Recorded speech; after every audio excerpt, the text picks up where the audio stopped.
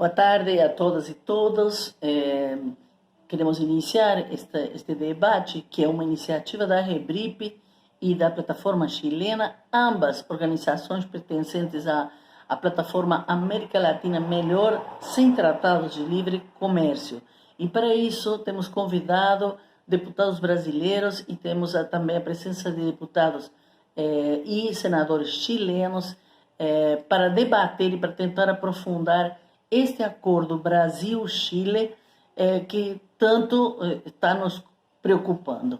Ele justamente é preocupante porque pode ter significados muito maiores que os que se pensa inicialmente por ser um acordo de comércio entre Brasil e um país de uma economia menor como Chile, que aparentemente seria um acordo sem gravíssimas consequências, porque nós já temos acordos através do Mercosul de livre comércio com Chile.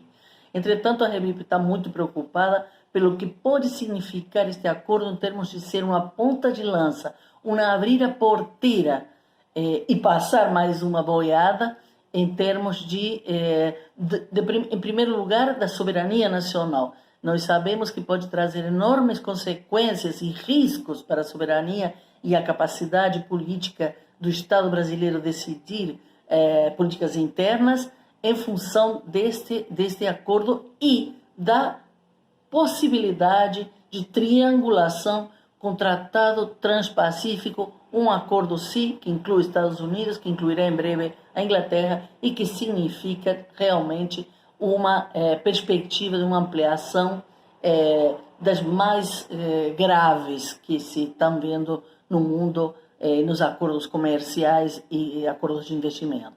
Por outro lado, também temos uma preocupação muito grande em termos de integração regional, que pode significar isto de maior fragilização ainda do Mercosul e da perspectiva de integração regional que desde sempre temos discutido como uma forma de articulação deste mercado regional que pode ser uma alternativa para uma incorporação melhor na globalização e que pode trazer também, enfim, em uma política antineoliberal, uma política posterior à pandemia ou a algumas mudanças importantes que teríamos que ter no governo, poderia ter uma política, dentro de uma política externa, de ampliação da soberania e das possibilidades conjuntas de agir frente ao momento grave e dramático da neoliberalização agressiva que vemos no mundo. Para isso, então, vamos discutir este acordo e, para isso, também vamos ter a presença de Patrício Lopes, um companheiro da plataforma chilena, muito conhecedor destes tratados, porque já eles têm um país que tem assinado que tem assinado o maior número de tratados, e, por outro lado, teremos a presença do Felipe Carvalho, que é do Médicos Sem Fronteira e membro da Rebrip, do Ademar Mineiro, que é da própria economista e assessor da Rebrip, e do Lucas Tasqueto, professor e especialista na área de comércio eletrônico e, mais ainda, de alguma maneira, da economia digital. Então, vamos ao debate, a começar por Patrício. Tratar de ser lo más breve y lo más útil para ustedes posible. ¿Ya? Yo vengo de un país que es el que ha firmado más tratados de libre comercio con más países en el mundo, y que este impulso se viene haciendo desde la década del 90 del siglo pasado, y que ha tenido dentro de sus hitos la sucesiva firma de tratados de libre comercio con países de distintas partes del mundo. En un momento que fue entre el año 2015 y el año 2016, se produce un gran hito, que es la decisión de Chile de sumarse al TPP, ¿no? que como decía Graciela, en ese momento era el tratado de libre comercio más grande de la historia de la humanidad, liderado por Estados Unidos, por cierto, y del cual forman parte 3 países de América Latina, que son Chile, Perú y México, ¿ya?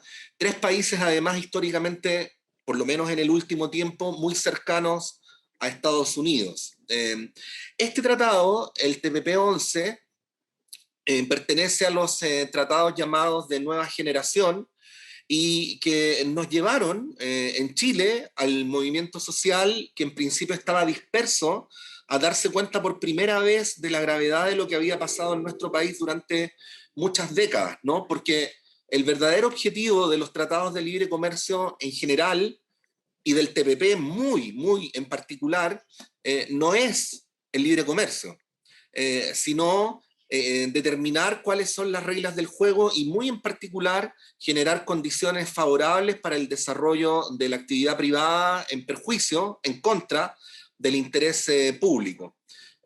Como probablemente ustedes saben, los mecanismos de retroceso, una vez que se firma un tratado de libre comercio, son tan engorrosos que se hace prácticamente imposible decir: firmé ayer un tratado de libre comercio y ahora ya no quiero seguir suscribiéndolo. Se hace muy difícil volver atrás. Y esto es especialmente importante porque nosotros en este momento, como consecuencia del estallido social que empezó en octubre del año 2019 y que es probablemente entre comillas, revolución más grande que ha tenido nuestro país en décadas, estamos en el proceso de escribir una nueva constitución. Y hemos recibido el permanente asedio, la permanente presión del gobierno neoliberal de Piñera, que además tiene apenas un 5% de apoyo ciudadano para que el Congreso vote el TPP. ¿Y por qué Piñera quiere que se vote el TPP antes de que se constituya la convención que va a escribir la nueva constitución? Porque lo que realmente le importa a Piñera y lo que realmente le importa al empresariado que él representa, vuelvo a insistir, no es el libre comercio, porque Chile ya tiene tratados de libre comercio con todos los países que integran el TPP. Lo que a ellos realmente les interesa es poner una suerte de camisa de fuerza a la posibilidad que pueda tener la convención de desarrollar políticas que vayan en favor de las grandes mayorías. Voy a poner algunos ejemplos.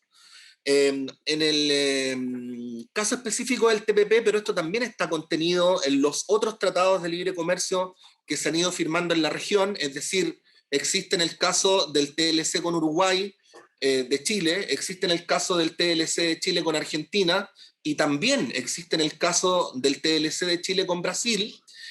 Hay disposiciones según las cuales si es que los inversionistas ven afectados sus intereses o ven modificadas las reglas del juego que originalmente se habían establecido cuando el tratado se suscribió, pues bien pueden llevar a los países a tribunales internacionales, ¿no?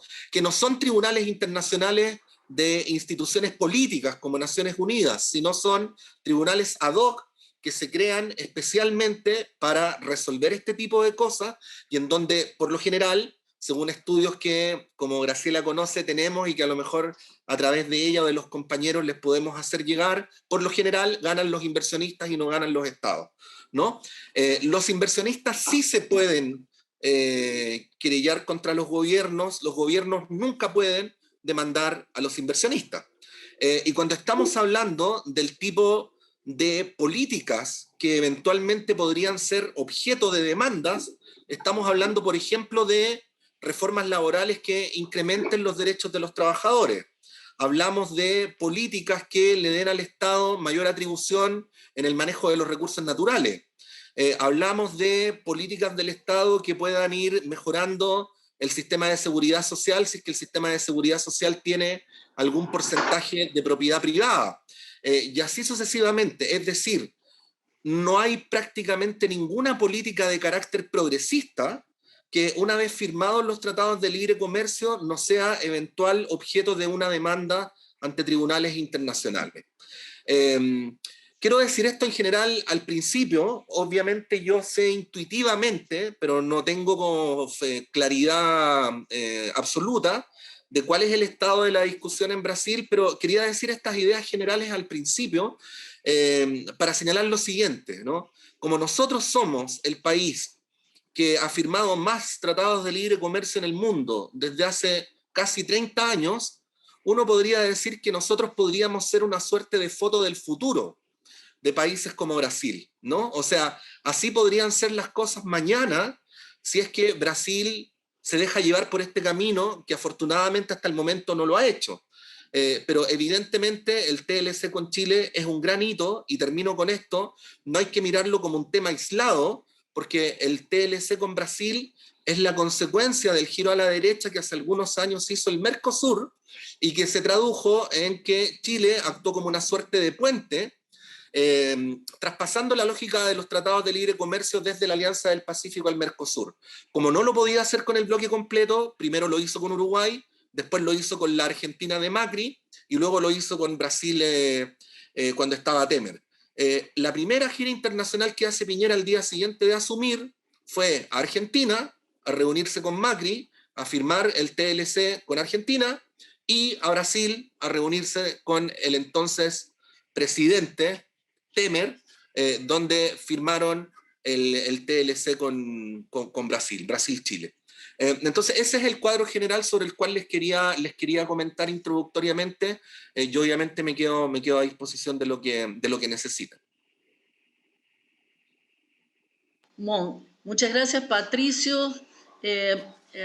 Sempre estaremos em contato com a plataforma, são nossas contrapartes. Temos contrapartes em vários lugares da América Latina, em todas as Américas, na verdade. Das lutas da ALCA vem muitos contatos, né? E desde lá estamos juntos fazendo muita coisa juntos, resistindo muitas coisas juntos. Vou passar então brevemente as 3 falas que a gente planejou, que são companheiros próximos da Rebrip ou da Rebrip, que vão falar sobre esses 3 temas que estão presentes nesses acordos e que estão trazendo muita problemática. O tema, vou passar primeiro para o Felipe. Felipe vai começar falando sobre propriedade intelectual, o tema das patentes, que está muito dança agora com o tema das vacinas, eventualmente, né? Então, vamos, Felipe, adiante. Obrigado.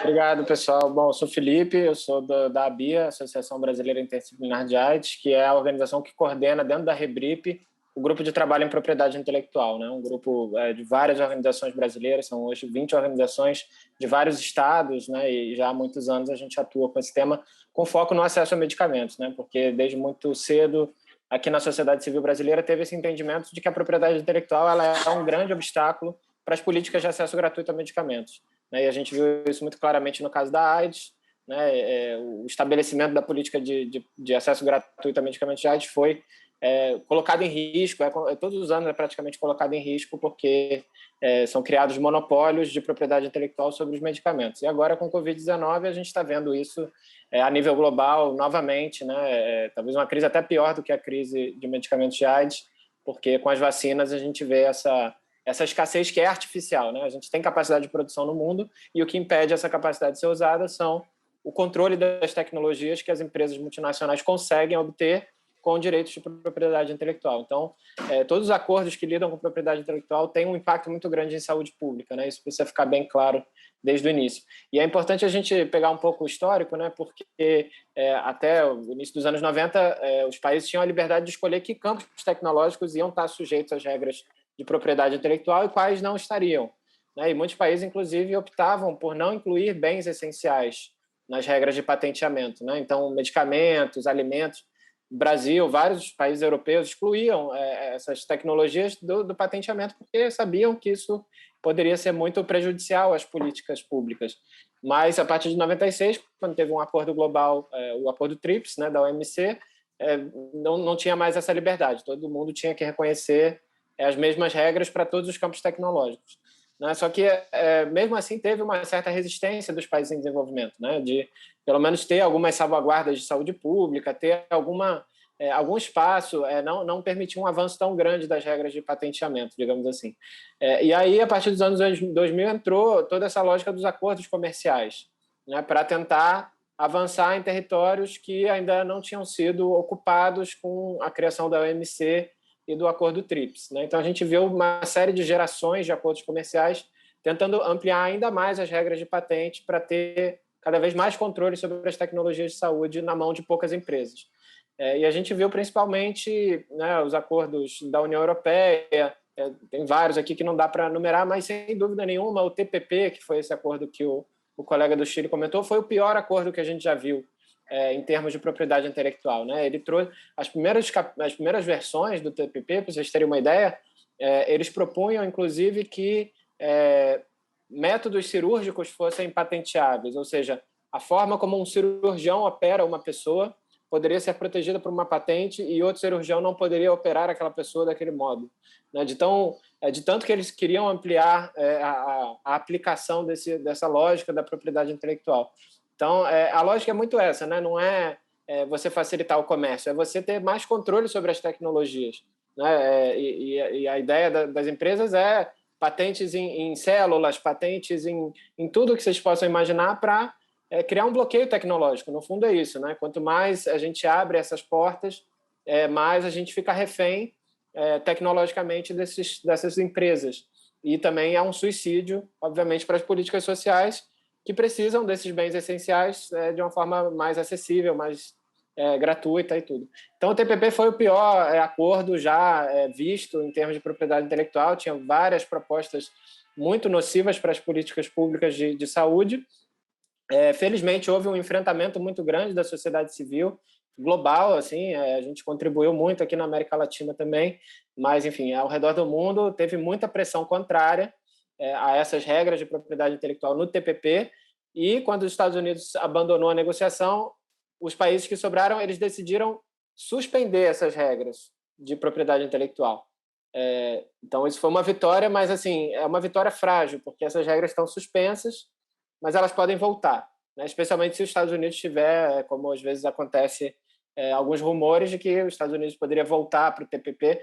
Então, é como se estivessem congeladas ali, mas ainda são uma ameaça que está ali no canto, né? Mas ainda podendo ser ressuscitada. Então, a nossa preocupação com essa estratégia que a Graciela descreveu, né, das negociações com o Chile, é justamente do Chile trazer para os países da América do Sul, porque se a gente olhar o acordo Brasil-Chile, um dos pontos no capítulo de propriedade intelectual é harmonizar as regras, né? Então, o Brasil harmonizando regras com o Chile e o Chile estando vinculado ao TPP, caso as regras ruins de propriedade intelectual voltem a valer no TPP, né, o Brasil também tem essa porta de entrada, abre essa brecha. Então, toda uma luta histórica da sociedade civil se perde, né, se a gente cria essa brecha agora, né? E eu não estou falando aqui... são regras que realmente podem desmoronar políticas do SUS que a gente tem, que já estão num estado precário por falta de financiamento, por outros fatores, mas a gente já tem exemplos claros de que, né, os monopólios eles podem desmoronar políticas públicas por completo e tirar totalmente o direito que as pessoas têm à saúde, né, e a ter o tratamento gratuito. Então, não é possível abrir essa brecha, seria um retrocesso histórico. E, além disso, como o colega do Chile também falou, nesse acordo Brasil-Chile, a gente vê que propriedade intelectual aparece na parte de investimentos. E isso é um risco muito grande, porque, como ele falou, né, o capítulo de investimentos, a lógica é que qualquer situação em que as empresas se sintam seus investimentos ameaçados, elas podem levar para tribunais privados internacionais, que já tem uma lógica, né, totalmente pró-iniciativa privada. E a gente já viu isso na área da saúde, realmente muito perigoso. A Ucrânia, por exemplo, eles têm isso, eles têm um acordo comercial que tem capítulo de investimento e propriedade intelectual está ali. E o que aconteceu na Ucrânia? Quando eles tiveram uma crise de tratamento de hepatite C, muito recentemente, eles tentaram comprar genéricos para atender a população, para tratar a doença no país. E aí uma empresa que tinha uma patente acionou essa cláusula e processou a Ucrânia, uma causa de 800 milhões, demandou do governo da Ucrânia 800 milhões de dólares, dizendo que o fato do governo da Ucrânia tentar comprar genérico para tratar a hepatite C no país era uma ameaça aos investimentos. Era uma ameaça aos investimentos e, por causa da propriedade intelectual, o governo da Ucrânia poderia ser processado. Então, isso fez o governo da Ucrânia parar de comprar genéricos e limitar muito o tratamento da população. Muita gente morreu por causa disso. Então, é nesse nível que a gente está falando. Então, tem coisas muito perigosas nesse acordo Brasil-Chile que precisam urgentemente de uma reação dos parlamentares, né? A gente ter, pelo menos, alinhar essas informações para a gente conseguir conjuntamente denunciar isso e impedir que essas brechas sejam criadas, que elas são muito perigosas para a saúde pública. Obrigado. Obrigado, Felipe. não só os parlamentares têm que denunciar, senão também os movimentos sociais temos que assumir. Então, também estou muito feliz de que estamos conseguindo fazer essa primeira aproximação para a gente poder começar esse caminho de denúncia, que parece que fosse uma coisa menor, mas na verdade é uma questão que, além dos problemas que já temos em termos das políticas internas, cria uma espécie de constituição supranacional. Então, a nossa Constituição está sendo desmontada e ainda por cima temos esta perspectiva de uma Constituição por cima das constituições, né? Então, realmente nós temos que pensar muito seriamente o que isto pode significar para o futuro brasileiro e essas novidades que nos trazem. Vou passar a palavra também, 10 minutinhos, por favor, ao Lucas, que vai falar sobre o tema de e-commerce, que agora também está nos acordos de comércio, está sendo negociado na OMC, e ele vai nos trazer, então, esta perspectiva particular. Obrigado, Lucas. Tudo bem, Graciela? Deixa eu só... Espera aqui. Muito obrigado, Graciela, pela introdução. Queria agradecer o convite da Rebrip, cumprimentar as colegas e os colegas, né? Que bom encontrar alguns rostos conhecidos, Graciela, Jocélio, Ademar, muito tempo que nós não nos vemos pessoalmente, né? E pelo menos nos encontramos nessa ocasião, e cumprimentar também os colegas que eu conheço agora, né?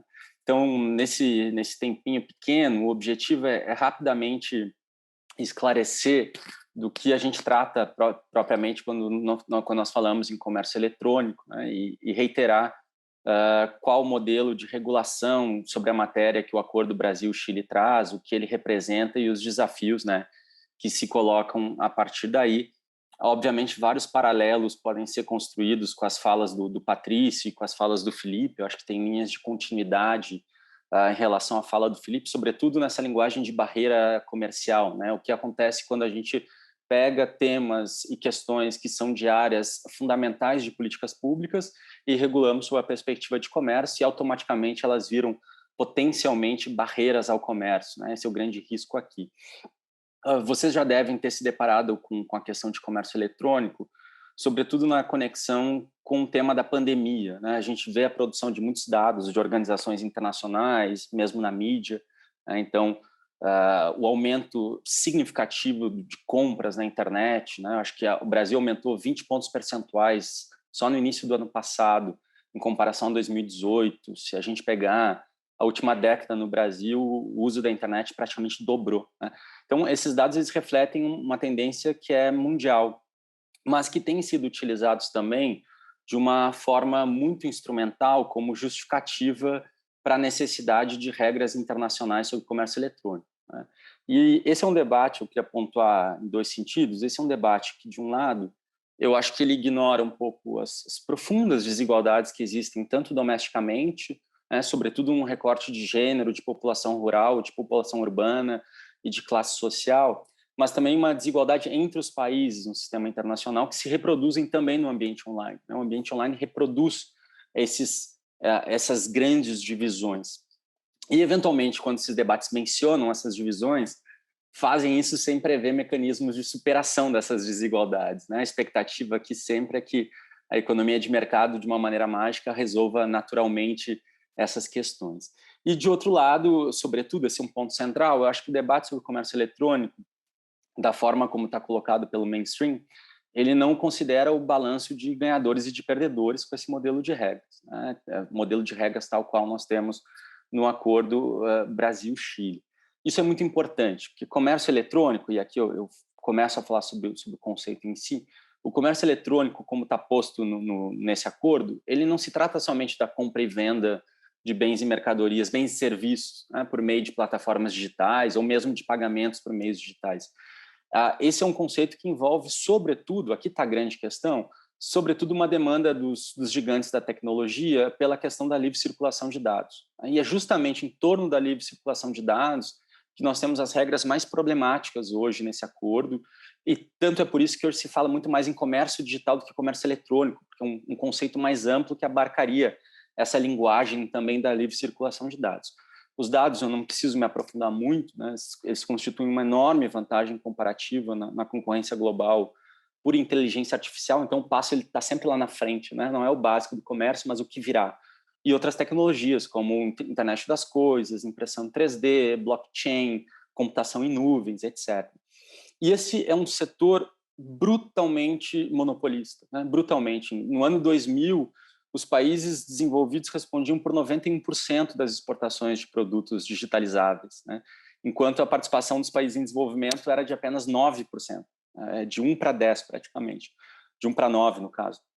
Hoje, pouca coisa mudou, com exceção da China, óbvio, né? Então, a situação não mudou de uma maneira mais significativa, e 3 países, 3 blocos, né? China, Estados Unidos e União Europeia, respondem sozinhos por 80% do comércio eletrônico internacional. Então, essas gigantes de dados, que incluem aí plataformas de longa data, como a Google, a Amazon, Facebook, para incluir as chinesas, né? Alibaba e Tencent, eles já possuem uma quantidade violenta de dados que podem ser transformados em novos produtos e serviços de dados de valor agregado. Esses novos produtos e serviços geram ainda mais dados, o que cria um movimento cíclico, né, de perpetuação de poder de mercado dessas empresas. Então, nesse setor, como setor altamente concentrado, quem larga na frente, justamente essas empresas que eu mencionei, tende a consolidar a sua posição, e basta a gente ver hoje o debate sobre antitrust nos Estados Unidos e também na Europa. Então é interessante a gente se perguntar de que forma esses interesses impactam nessa regulação. Né? Por que eu comecei falando das empresas para depois falar da regulação? Porque, via de regra, a posição de um país em negociações de comércio sobre regulação da internet, de dados, em acordos de comércio, né? É um tema que vem fora de comércio e depois é trazido ao comércio, é geralmente influenciado pela sua abordagem regulatória doméstica. E aqui é importante a gente mencionar os Estados Unidos. Né? Os Estados Unidos têm uma dinâmica de formular essa regulação pensando na consolidação da sua posição de liderança na economia digital, né? Num primeiro momento reagindo ao avanço chinês. Então, a gente pode colocar um rótulo geral de que há aqui, por parte dos Estados Unidos, a defesa de um mercado digital aberto, que garanta e aumente, inclusive, os ganhos de escala das suas empresas. Né? Muitos analistas vão falar de consenso do Silicon Valley, né? Um conjunto de regras que foi desenhado a partir de um processo longo de lobby do Vale do Silício no governo dos Estados Unidos e que se consolidou, vejam só, no TPP. Né? E aqui eu chego no mesmo tema dos meus colegas. Né? Quer dizer, o conjunto mais avançado de regras, e avançado eu digo na lógica liberal, não avançado em termos progressistas, mais avançado de regras sobre o comércio eletrônico, ele é consolidado no primeiro momento no TPP, né, por influência pura e tão somente praticamente dos Estados Unidos. Claro que a gente tem outros atores importantes ali. Né? Ali você tem uma linguagem de livre fluxo de dados, uma linguagem vinculante, né? E é interessante fazer esse cruzamento porque gera a possibilidade de jogar para a arbitragem internacional, como o colega Patrício mencionou no início da sua fala. Essa linguagem, esse conjunto de regras, no primeiro momento mirava a China, né? Mas ela também tem o condão de chutar a escada, como a gente fala em outras áreas do comércio, de outros países, em especial países em desenvolvimento. E aqui a gente tem desde regras que passam pela proibição definitiva da cobrança de tarifas aduaneiras sobre transmissões eletrônicas. Né? Vejam, a gente está falando de uma economia digitalizada, uma economia que vai se pautar por transmissões eletrônicas, que vai se pautar industrialmente por impressão 3D. A gente não sabe o que espera da gente. E, desde já, a gente impõe uma moratória permanente. Né? Nós temos cálculos, por exemplo, da UNCTAD, que atribuem que 95% da perda de arrecadação dessa moratória recaiam, talvez, sobre países em desenvolvimento. É muito grave essa questão para países em desenvolvimento e países menos desenvolvidos. Temos questões sobre proibição de restrições à livre circulação de dados pessoais, o que traz questões de privacidade. Muitas vezes, regulamentos domésticos de proteção da privacidade e proteção de dados pessoais foram lidos como barreiras disfarçadas ao comércio internacional e, portanto, passíveis de serem questionadas internacionalmente. Proibição de requisitos, de restrições de requisitos de localização de servidores, né, o que envolve políticas de países que protegem dados sensíveis, como dados governamentais, dados de saúde pública, né, que exigem localização de servidores nacionais, isso pode ser questionado, e um sistema muito permissivo de proteção de dados pessoais. Esse, digamos, é o mapeamento geral do que é o modelo TPP de comércio eletrônico. Né? E aí eu pergunto, a gente pode discutir agora, qual é o modelo de regulação adotado no Acordo Brasil-Chile? Né? É justamente o modelo da parceria Transpacífica. É justamente o modelo TPP, né? Feito sob medida para a realidade dos Estados Unidos, posto na mesa pelo Chile e aceito sem maiores modificações pelo Brasil. Tem 2 ou 3 modificações muito pontuais em relação a esse capítulo no Acordo Brasil-Chile do que está posto nesse capítulo no TPP. Então, isso dentro de um contexto que nós sabemos muito bem, de alinhamento às posições dos Estados Unidos na OMC, né? Uma posição que hoje é lida pelo Ministério da Economia como ofensiva e como um papel de liderança do Brasil nas negociações de comércio eletrônico, né? Então, esse acordo Brasil-Chile, ele adota como referência tanto a estrutura quanto a linguagem do TPP, né? Com as principais regras aqui envolvidas, com 2 ou 3 honrosas exceções que a gente pode discutir em outro momento. E aí a gente pode se questionar, por fim, né? Acho que o que explica essa posição ofensiva do Brasil, né? Eu li alguns comentários de colegas analistas que estudam a OMC, mas que não são brasileiros, e dizem, nossa, a gente vê a posição do Brasil hoje, e quem lê a posição do Brasil parece que o Brasil é uma potência digital, né? Quer dizer, o que explica o Brasil, né, ter uma posição tão ofensiva e tão liberal em termos de comércio eletrônico? O Brasil, primeiro, não está envolvido numa malha de acordos como está o Chile, né, de tal maneira que a gente poderia, em algum momento, dizer, olha, não importa assinar mais uma, porque já assinou demais. Não é o caso do Brasil. Tá? O Brasil não tem interesses ofensivos, porque não é um grande exportador de serviços e bens por meios eletrônicos. O Brasil tem alguns nichos nos quais ele é competitivo, mas são poucos, né? Alguns nichos de software, direitos de autor, medicina diagnóstica, fintechs, e se encerra um pouco, né, nessa estrutura. Então, os países em desenvolvimento tendem a ser fornecedores de dados pessoais, né? Eles não controlam esses dados, tampouco têm capacidade de processamento de dados, né? A despeito, por exemplo, do Brasil ser talvez o 2º ou 3º país do mundo, né, com mais usuários em redes sociais. E é interessante a gente cruzar, inclusive, a posição com os países em desenvolvimento, né? Hoje, Índia e África do Sul deliberadamente não participam dessas negociações sobre o comércio eletrônico. Não é que não tenham posição, não é que não estejam preparados, mas não participam por uma questão política, né? Quer dizer, deliberadamente a escolha precisamos de tempo para desenvolver os nossos próprios setores digitais antes que a gente possa considerar negociar, né? Então, para finalizar, só caracterizar, assim como fez o Fabrício em relação à propriedade intelectual, essa é uma área, comércio eletrônico, uma área muito complexa. Primeiro que ela é ampla, segundo que ela é muito técnica, né, com vários temas envolvidos. A gente tem questões de comércio de bens, questões de comércio de serviços, telecomunicações, com questões importantes sobre neutralidade da rede, propriedade intelectual, comércio e desenvolvimento. Consequentemente, as implicações para a sociedade também são profundas, né? Implicações para políticas públicas sobre privacidade, proteção de dados pessoais, soberania sobre os dados, cibersegurança, políticas de desenvolvimento e inovação e desafios tributários também sobre economia digital. Então, esses valores que eu coloquei aqui, que são valores de políticas públicas, né, que não a liberdade de comércio, eles passam potencialmente, como foi a fala do Fabrício, né, eles passam potencialmente a serem lidos como barreiras ao comércio e se retira autonomia regulatória sobre esses vários campos. Então, isso gera empecilhos a intervenções regulatórias num setor da economia em que sequer a gente tem ideia de onde vai parar. Esse é um setor, talvez o grande setor em construção, que é o setor da economia digital, né? Sem contar, a gente pode discutir impactos regulatórios também, com uma regulação doméstica no Brasil de proteção de dados pessoais, com a LGPD, e um marco super liberal de inspiração norte-americana em comércio internacional. Isso pode nos colocar também à mercê da litigância internacional, da arbitragem internacional em alguns acordos, né? E esse acordo em particular, Chile-Brasil, ele tem tem uma potência de abrir precedentes perigosos, né? Porque ele pode ser utilizado como justificativa para consolidar esse modelo regulatório em outros acordos de comércio. A Graciela lembrou no início da fala dela, né, quer dizer, isso está sendo negociado hoje no OMC. Tá? E a posição do Brasil é exatamente essa posição que está hoje no acordo Brasil-Chile, com questões ainda mais profundas, né? Se a gente tomar esse acordo em comparação com o acordo Mercosul-União Europeia, eu faço coro também a Graciela, esse acordo é muito mais profundo. Ele traz regras muito mais liberais do que traz propriamente o acordo Mercosul-União Europeia e, como eu falei, impacta de maneira significativa uma série de políticas públicas e políticas de inovação que podem ser tão importantes num cruzamento com outros campos também, como o próprio campo de propriedade intelectual.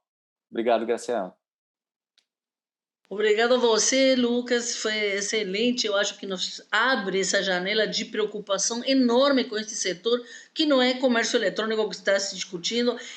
Eu acho que é a economia digital no seu conjunto, que entrou nessa janela de oportunidade que era a OMC e os acordos. E esse acordo, com cara de pouco importante, Brasil-Chile, um país próximo, é pouca coisa, parece, né? Quem vai dar importância a esse acordo? Pois o perigo que está encerrando é justamente esses modelos que traz, que são e que se transformarão em ponta de lança para novos acordos bem mais perigosos, né? Inclusive, já o da União Europeia-Mercosul nos preocupa, mas este também traz uma preocupação, nos lembra muito os velhos tempos da ALCA, que não conseguiram entrar e que agora estão usando uma estratégia bem mais inteligente do ponto de vista deles e muito mais perigosa para nós, né?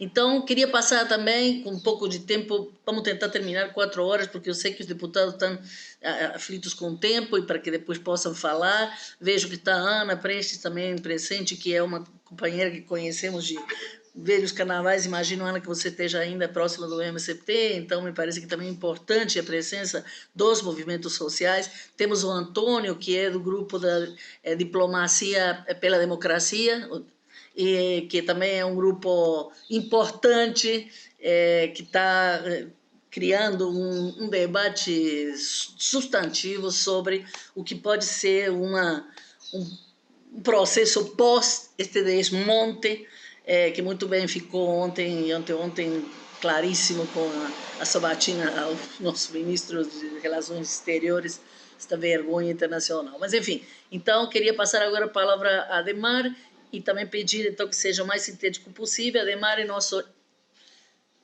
super conhecedor, está com a gente desde 15, 20 anos atrás na Rebrip, então conhece perfeitamente todos os acordos e também podemos ter aqui, então, e oferecemos isso para os deputados, um grupo, uma rede, um conjunto articulado com outros países de pessoas que estão trazendo essas diversas especialidades, essas visões particulares, e agradeço muito ao Lucas que trouxe esta nova questão que se incorpora muito recentemente aos acordos comerciais, né? E agora, para Ademar, então, mais a questão das compras de governo, que tiveram muita importância para a gente defendê-las com relação às políticas, sobretudo agrárias, e que agora se abre essa nova perspectiva também perigosa. Ademar, adiante. Bom, boa tarde a todos, boa tarde em especial ao Lucas, que eu não vejo há muito tempo, acho que desde a OMC de Buenos Aires, e também agradecer aí a participação dos deputados Glauber e Daniel. Eu acho que é importante fazer essa discussão. Eu acho que o Felipe, na apresentação dele, falou o ponto que eu acho que é fundamental aí, que é que esse acordo ele está longe de ser um acordo sobre comércio de mercadorias, até porque o Brasil não pode discutir reduções tarifárias em um acordo com o Chile, porque isso só pode ser feito no âmbito do Mercosul. Então, não é um acordo de bens, de comércio de bens. Não é? É um acordo que trata da harmonização de regras em várias áreas. Não é? E uma harmonização de regras que vai no mesmo sentido do acordo Argentina-Chile, do acordo Uruguai-Chile, de tentar harmonizar as regras com o que há de mais liberal no nosso continente, que é o Chile, né? Com, digamos, as regras aí que se aproxima a ideia de aproximar o Mercosul da Aliança do Pacífico, né? Que inclui aí Chile, Colômbia, Peru, enfim, os países com uma visão mais liberal. Então, a ideia é aproximar o Brasil desse grupo de países. No caso de... Aí eu acho que tem duas coisas que são importantes. Uma, o Lucas falou, que é a questão da preocupação com os investidores. Acho que o Felipe também falou isso na apresentação dele. Então, tem muita coisa desse acordo que, na verdade, são garantias que são dadas aos investidores. A gente acompanhou aí, na época que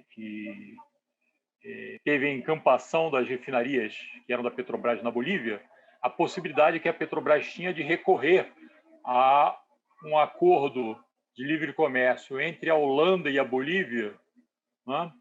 Porque os investimentos da Petrobras eram feitos financeiramente a partir da Holanda. E aí, então, um problema aí do acordo com o Chile é esse, ou seja, qualquer investidor internacional do Mercosul, da China, dos Estados Unidos, um investimento no Brasil a partir do Chile, ele está garantido por esse acordo, né? Porque o acordo tem lá um capítulo amplo de garantias de investimento. E na área de compras governamentais também, ou seja, o acordo é vendido, se vocês verem o release do Itamaraty, o release da chancelaria chilena, algumas reportagens de imprensa que apareceram, o acordo tenta vender a ideia, por exemplo, na área de compras de governo, que o acordo abre os setores de compras de governo dos dois países às micro, pequenas e médias empresas. Ora, a gente sabe que algumas médias empresas participam de licitações internacionais. Micro e pequenas empresas não participam de licitações internacionais, até porque existe um custo associado aí de informação, de trânsito de documentos, etc., que uma micro e pequena empresa dificilmente se propõe a arcar com esses custos. Então, na verdade, quando você abre o setor de compras de governo, você está dando mais uma garantia aí a grandes investidores e especialmente a grandes corporações que estão instaladas nesses países e que podem usufruir do tratado, né? E os dois grandes problemas, para ser resumido, na área de compras do governo, são sempre os mesmos. Está no acordo Brasil-Chile, está na proposta que o Brasil está apresentando no OMC de liberar a área de compras de governo, está no acordo com a União Europeia, está no acordo com o EFTA, né? São sempre duas questões diz respeito à utilização das compras de governo como instrumento de possibilidade de desenvolvimento. Então, vamos citar o caso da Petrobras. A Petrobras quer usar compras de governo, como fez em determinado momento no passado, para desenvolver a indústria naval brasileira ou a indústria do fornecimento de peças, de fornecimento de equipamentos para a indústria. Se o acordo de compras de governo ele envolve também empresas públicas, porque ele pode envolver o nível federal apenas, pode envolver empresas públicas e pode envolver os níveis subnacionais. Se ele envolve empresas públicas, você está tirando essa possibilidade de utilizar empresas públicas dentro de uma estratégia de desenvolvimento. Por quê? Qualquer licitação de empresa pública vai ser sujeita ao que está constando no acordo, que é a obrigação também desse sócio internacional de participar com as suas empresas e, complemento, com as empresas internacionais instaladas nele dentro dessas licitações na área de compras públicas, não é? O que é o primeiro problema. E o segundo problema é exatamente, como eu já citei, a questão dos níveis submunicípios. Se você estende a participação de empresas internacionais também nas licitações, significa que esses estados e municípios não poderão, e daí o que a Graciela falou a respeito de agricultura, não poderão utilizar um sistema de compras públicas para fazer política de desenvolvimento local, né? Política de desenvolvimento no seu âmbito, né, de atuação. Então, se uma prefeitura, não é, quer comprar peixe, não é, comprar pescados para fornecer para merenda escolar dos pequenos pescadores de Belém e região, do entorno de Belém, não vai poder fazer isso porque vai ter que concorrer, por exemplo, com os grandes pescadores chilenos, não é? Porque eles vão estar com a licitação aberta à sua participação também. Não é? Isso é um problema, não é um problema no acordo Mercosul. Significa que os europeus vão poder concorrer na área de leite, não é? Com eventuais fornecedores brasileiros, não é? Que poderiam fornecer, por exemplo, para merenda escolar. Não é? Então, o grande problema dos acordos de compras públicas, seja Brasil-Chile, seja Brasil, Mercosul, União Europeia, seja Mercosul e os países do EFTA, seja a cláusula que o Brasil está aderindo aí, o capítulo lá de compras governamentais da OMC e as propostas que vão ser feitas aí, dizem respeito também a esse ponto da possibilidade de usar compras para propostas de desenvolvimento dos níveis subnacionais, não é? E, no caso brasileiro, isso, de fato, viola, inclusive, a questão da autonomia dos níveis subnacionais, ou seja, você está empurrando goela abaixo de estados e municípios a participação dessas empresas dos países que estão garantidos pelos acordos nas suas próprias licitações. Então, para ser absolutamente curto, esse é o grande problema da violação da autonomia dos níveis subnacionais, fazer as suas políticas de compra, as suas políticas de desenvolvimento local, eu acho que também é fundamental. Super obrigada, Ademar. Eu acho que ficaram assim várias problemáticas para isso que nós falamos que é um pontapé inicial nestas possibilidades de debater mais profundamente esses acordos, o que significa, os perigos que estão colocando para nós e lembrar simplesmente que foi a ALCA e toda a negociação e toda a movimentação dos movimentos sociais no início dos anos 2000 que criou o famoso ciclo, que teve muita responsabilidade, muita levantamento assim, de ânimos de movimentos sociais para toda uma etapa de avanço dos direitos e que eu acho que é importante, então, que levemos muito a sério essa discussão do livre comércio e do que significa, já para a nossa convalida Constituição, já tão apoiada agora por esses, enfim, desde Temer e todo este processo de golpe que vivemos.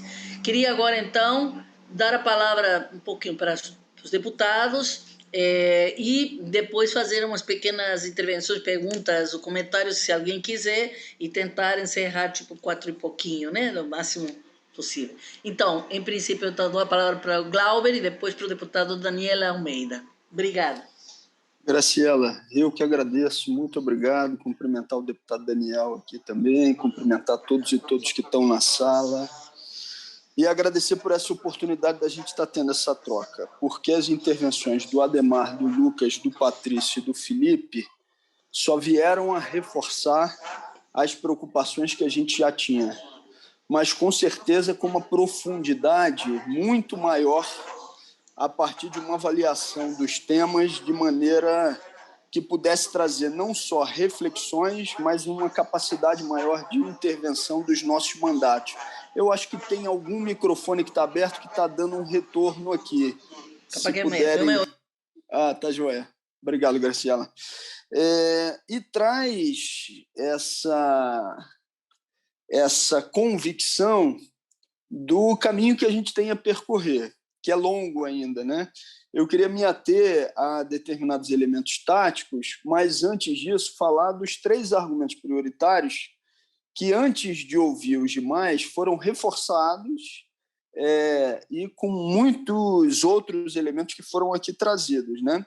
O primeiro é o estágio que a gente está de deliberação de votações na Câmara dos Deputados, né? Ou seja, você está no momento em uma pandemia onde matérias são colocadas sob regime de urgência para serem apreciadas no plenário da Câmara sem a possibilidade de ser feita nenhuma discussão mais profunda sobre o conjunto dos temas. Não ser feito isso que está sendo realizado aqui, que está sendo feito aqui entre nós.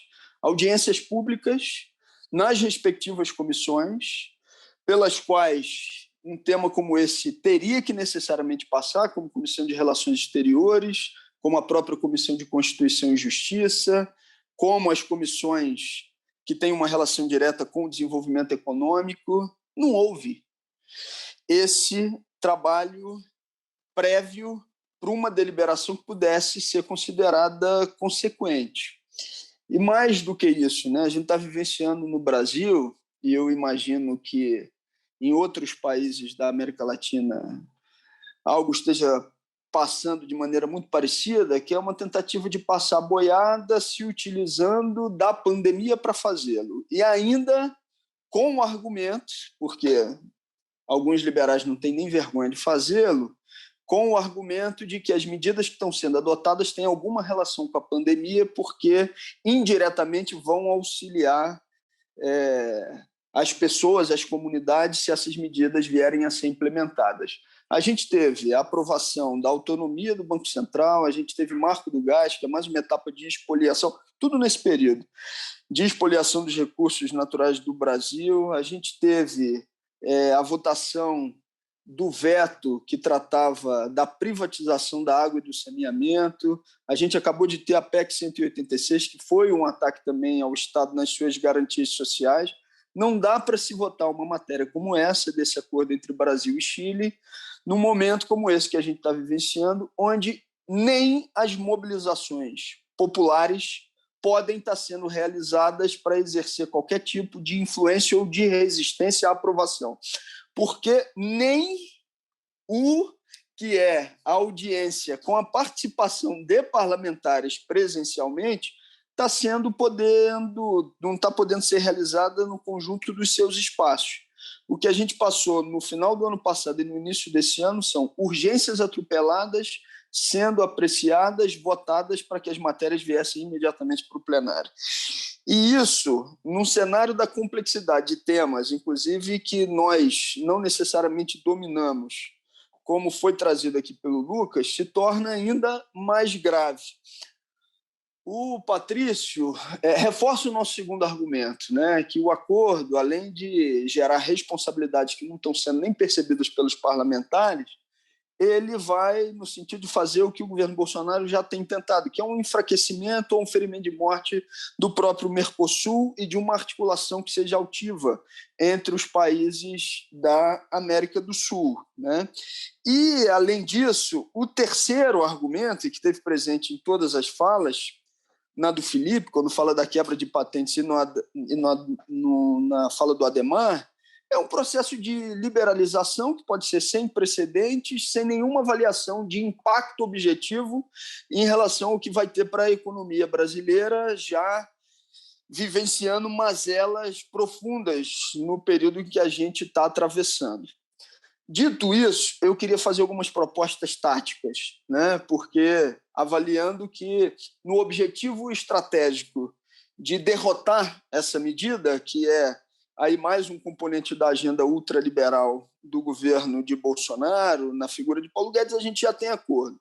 Agora, taticamente, acho que isso que a gente está tendo a oportunidade de estar fazendo hoje, se for possível vocês fazerem com o conjunto das lideranças, primeiro, da oposição e da minoria, né? Assumiu agora o deputado Molon, a liderança da oposição, Marcelo Freixo, liderança da minoria, porque eu acho que tem que ter um maior cuidado por parte da própria oposição em estudar a matéria, em poder fazer intervenções mais duras e obstrutivas para que essa matéria não venha a ser pautada e deliberada. E uma segunda sugestão: mesmo se a oposição estiver mobilizada, motivada, não vai ser suficiente para barrar a matéria no plenário.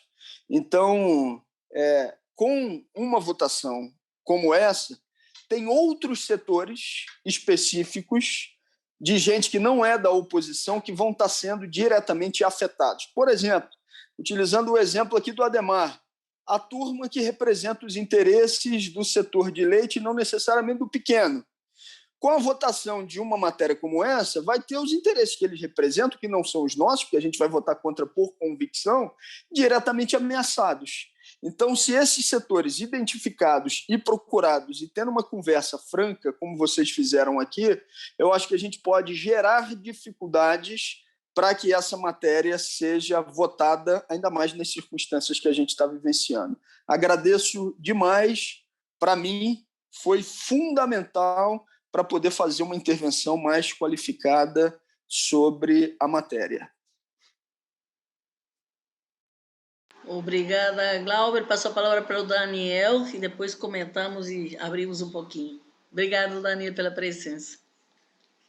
Graziela, te cumprimentar pela realização desse encontro, cumprimentar a Ana Prestes, que está aí também nos acompanhando e que me estimulou muito a participar dessa nossa conversa.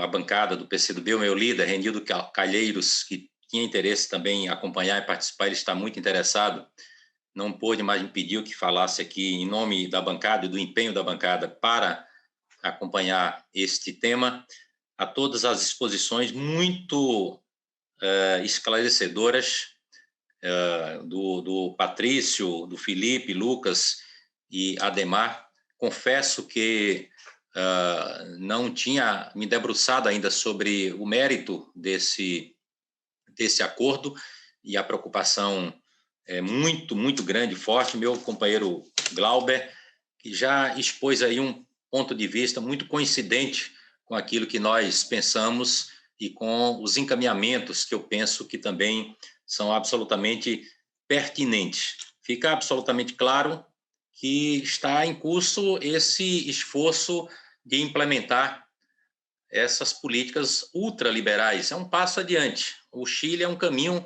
para essa conexão que eles querem fazer de submissão do Brasil aos interesses dos Estados Unidos. Os movimentos são sempre nessa direção. Não precisa a gente falar aqui do desastre que é a política externa brasileira. Nós não temos ministro no Itamaraty. Nós temos um destruidor, desconstrutor de qualquer política que minimamente preserve os interesses nacionais. O interesse nacional está longe disso. E o Chile é uma espécie de escola para esse pensamento que está em vigência no país hoje, né? Quando o Guedes fala do Chile, ele fala assim como uma referência. É evidente, é uma escola que ele tenta copiar algumas coisas, mesmo que coisas que já estão defasadas há 3, 4 décadas. Na reforma da Previdência, tentaram fazer isso, implementar a chamada capitalização, exatamente olhando para o modelo do Chile. É uma tragédia que a gente está vivendo, né, nesse período recente. Esse é um acordo feito ali em 2009, se não me engano, né? E agora eles querem dar esse passo adiante. Nós não temos qualquer justificativa para fazer isto com os métodos que estão adotando no funcionamento da casa. Diante da pandemia, tratar de temas que, às vezes, não é incomum acordos ficarem ali em debate no Congresso por anos seguidos, não é? Porque em cada debate se verifica que não há o interesse nacional e não há a oportunidade de fazer, né, a deliberação sobre essas matérias. Fazer dessa forma não tem absolutamente qualquer justificativa. Como o Glauber acabou de falar, isso aí poderia justificar, inclusive, uma comissão especial. Ele teria que passar pelo menos umas 4 comissões temáticas da casa num ambiente natural. Eu fui presidente da Comissão de Direitos Econômicos. Várias vezes nós discutimos acordos bilaterais, né? E às vezes se discutiu isso durante meses seguidos, né? Até chegar a uma conclusão, ou às vezes não chegar a conclusão nenhuma, não colocar em votação. Portanto, não tem cabimento. Penso que, taticamente, isso que o Glauber expôs aí. Tem uma mobilização dos líderes da oposição e da minoria, não terá dificuldade de fazermos isso, porque, infelizmente, a urgência já foi aprovada no último dia 3, né? Mas não quer dizer que isso implique que tenha que botar na pauta imediatamente. Nós já tivemos casos de matérias de urgência que foi possível segurar durante um longo período, até cair no esquecimento. Buscar outros líderes, não basta os líderes da oposição, tem que fazer esse esforço de conectar com cada líder. Nós temos possibilidade de fazer isso. Talvez levar um documento mais elaborado, sinteticamente elaborado, sobre os elementos mais graves desse acordo. Então, vai pegar um documento bem sintético, com pontos, ponto A, B, C, né? 1, 2, 3, 10 pontos. A gente pode fazer disso uma distribuição mais ampla, levar, inclusive, à mesa da Câmara, e fazer essa movimentação do que as entidades do movimento social têm feito. Implica em direitos trabalhistas, questão de gênero, questão de liberdade, uma opção de coisas. Então, os movimentos sociais têm muito acesso, e mesmo nas redes virtuais pode chegar a cada gabinete. E esta pressão do movimento social sempre surte muito efeito, tem muito impacto ali. O tempo é curto. Nós estamos nessa espécie de janela de tratar da pandemia, pelo menos essa próxima semana, talvez até o dia 15, por aí, nós tenhamos condições de tratar de temas relacionados à pandemia, né? E, nesse tempo, nós devemos aproveitar o máximo de contato com líderes, com parlamentares, abordando esse assunto e fazendo ver que esse conteúdo não serve aos interesses do Brasil. Estamos absolutamente associados a isso, a bancada está integralmente comprometida com essa batalha. Obrigado, deputado Daniel Almeida, obrigado, Glauber Braga. Acho que estamos assim já neste ponto inicial, isto para nós é um pontapé desse debate que não só vai ser até a aprovação, até a colocação em votação, que tem grandes chances de passar, né? Já sabemos disso, mas também posteriormente para ser frente ao processo todo do que significará nesses acordos. Mas eu tomo a palavra de vocês, já anotei aqui, surgem muitas propostas, surgem várias questões do que podemos fazer em torno às comissões de direitos econômicos, de defesa da soberania, enfim, a própria Comissão de Relações Exteriores, né? Enfim, e ver a liderança da minoria, a liderança da oposição, enfim, criar ali um âmbito maior para esse debate. Também a proposta que você levanta, Daniel, sobre o documento sintético com pontos-chave, que nós podemos até tomar desta própria debate que está sendo gravado e que aí pode dar-nos um insumo assim, bastante fácil, porque está muito já esmiuçado de alguns pontos e colocar alguns mais, como eu trazia antes da sua chegada, falando sobre o processo de integração regional e tudo o que vai significar para essa fragmentação da integração regional, essa dissolução das possibilidades regulatórias de um grupo grande de países. Enfim, várias questões que estão também nesta discussão. Então, agora queria abrir um pouquinho, no possível que vocês possam estar, se vocês não têm que sair, nós entendemos, mas o importante é que daqui já está saindo este primeiro entendimento e estas propostas que a gente vai tentar levar adiante, tá certo? Então, fiquem aí também atentos para tentar nos ajudar, porque vocês poderão ser a nossa ponta de lança dentro da própria Câmara, e se a gente conseguir fazer marcar com um pouco mais de tempo, ter um pouco mais de espaço para trabalhar o convencimento dos parlamentares da importância dessas discussões.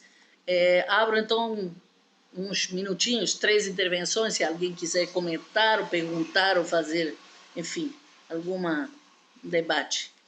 Quem quiser, pode levantar a mãozinha aqui, que eu estou vendo todo mundo. Jocélio, Antônio. Já Antônio levantou a mão. Vicente, Ana, não estou vendo, mas está aqui também. Quem mais quiser, se não, pelo chat. Antônio. Obrigado, Graciela. Obrigado a todos e todas que estão aí.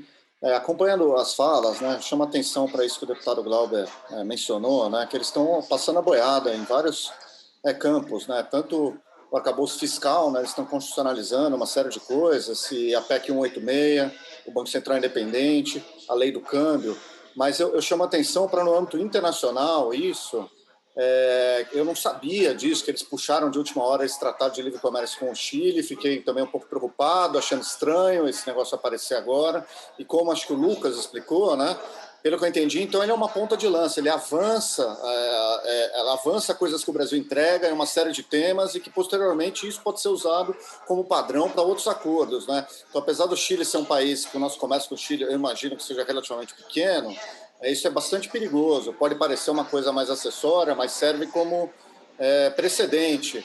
Mas eu chamo muito a atenção de vocês para os acordos que nós estamos nos comprometendo na OCDE, e na OMC, sem passar pelo Congresso. Tá? A OCDE não é um foro de troca de informações, de troca de debates. São mais de 230 acordos que os países se comprometem, acordos na área nuclear, na área química, na área energética. A lei do câmbio é um pouco decorrência do acordo de liberalização de capitais da OCDE.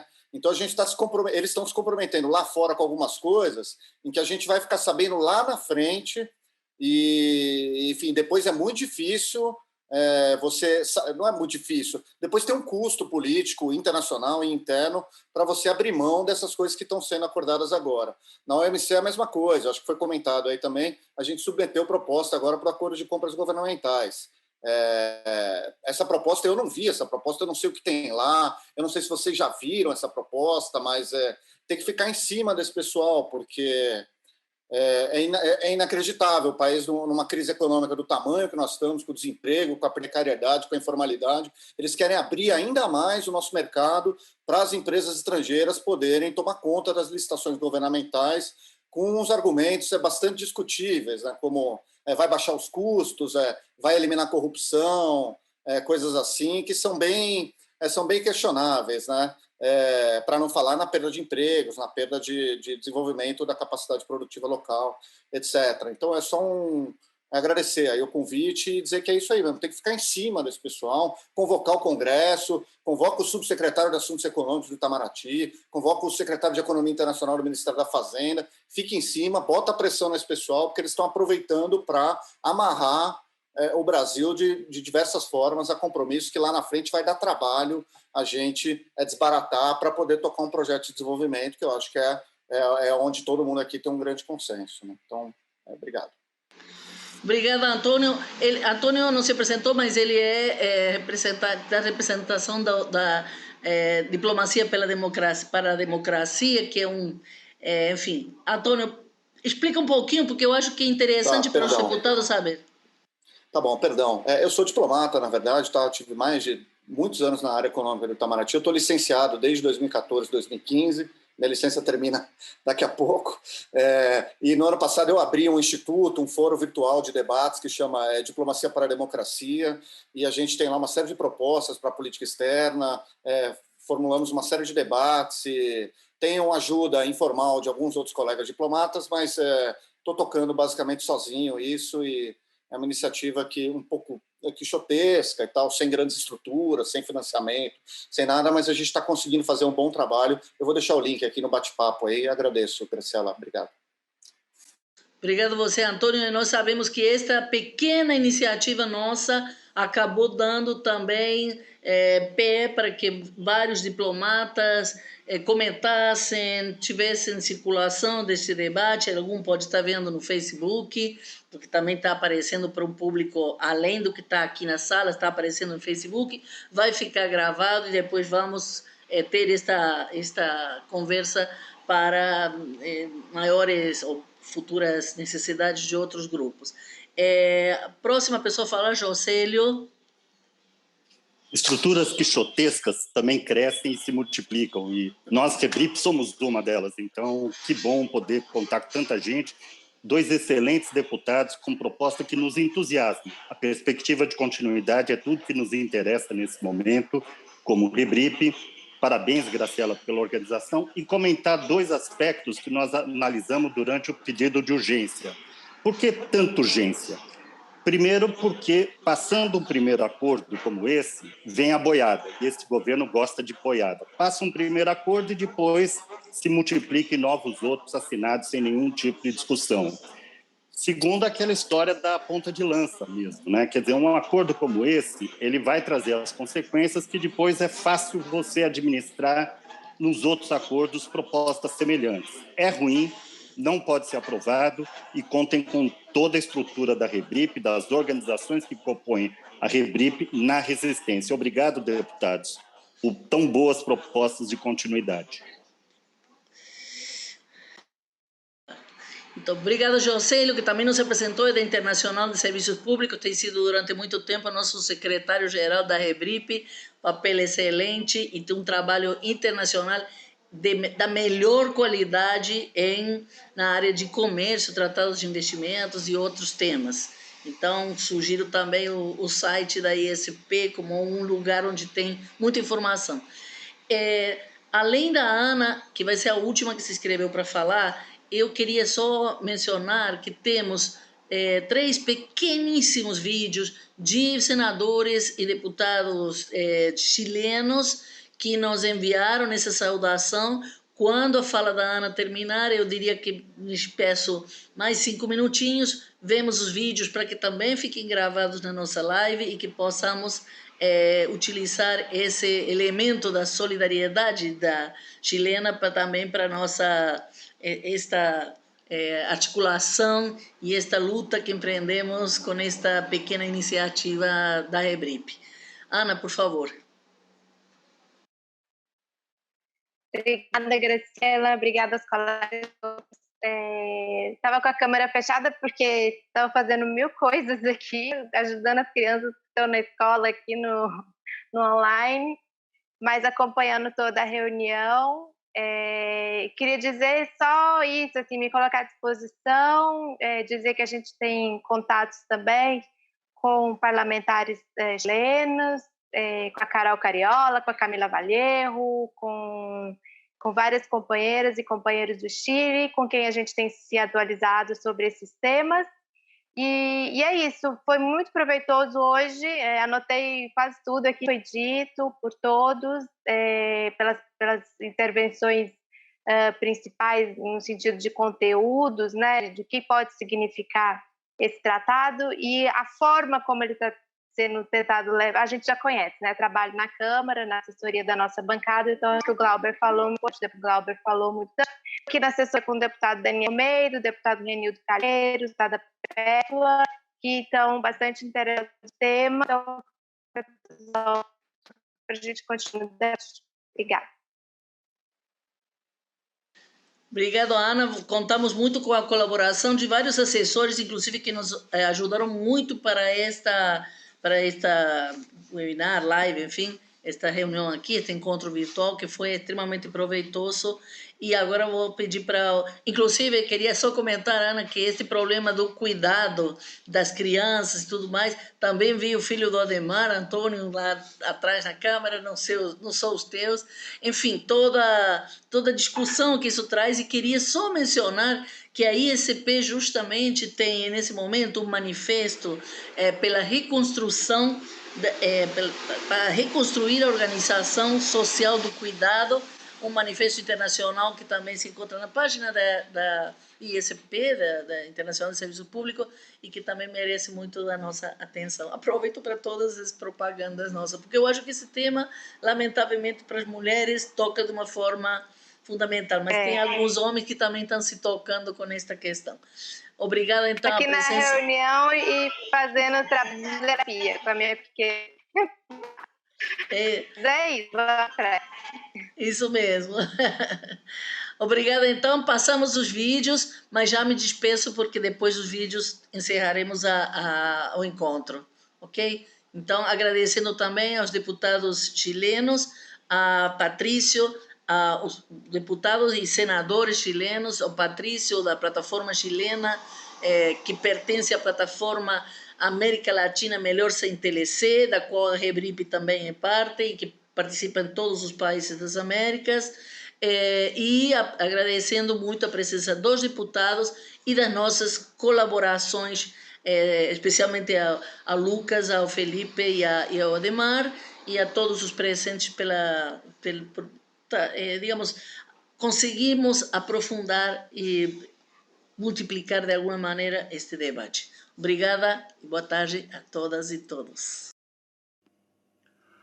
Hola amigas y amigos de Chile y de Brasil. Soy Tomás Hirsch, diputado de Acción Humanista acá en Chile, y quiero enviarles un cálido saludo y los mejores deseos en este intercambio, en este conversatorio que están teniendo ustedes sobre los tratados de libre comercio. Como muchos de ustedes deben saber, yo me he opuesto permanentemente a los tratados de libre comercio porque su concepción es totalmente orientada a beneficiar a los grandes poderes económicos, financieros, farmacéuticos, multinacionales, en desmedro de los pequeños agricultores, campesinos, empresas locales, pueblos originarios que se ven afectados por estos tratados que tienen otros intereses.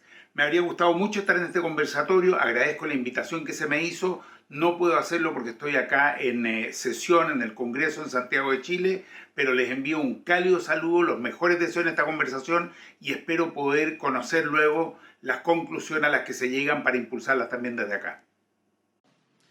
Hola, soy Alejandro Navarro, senador de Chile, de la región del Biobío, y quiero enviar un cariñoso saludo a Chile Mejor Sin TLC y a la red REBRIP, y en especial a los parlamentarios que son parte de este debate. Los tratados de libre comercio siempre deben ser discutidos con la ciudadanía, discutidos por los parlamentos y evaluados permanentemente. En Chile se han aprobado, yo voté en contra del tratado junto a Yanna Proboste, actual presidenta del Senado de Chile, del tratado con Brasil. Creo que efectivamente allí hay un grupo de intereses que tienen que ser dilucidados y es muy importante su evaluación.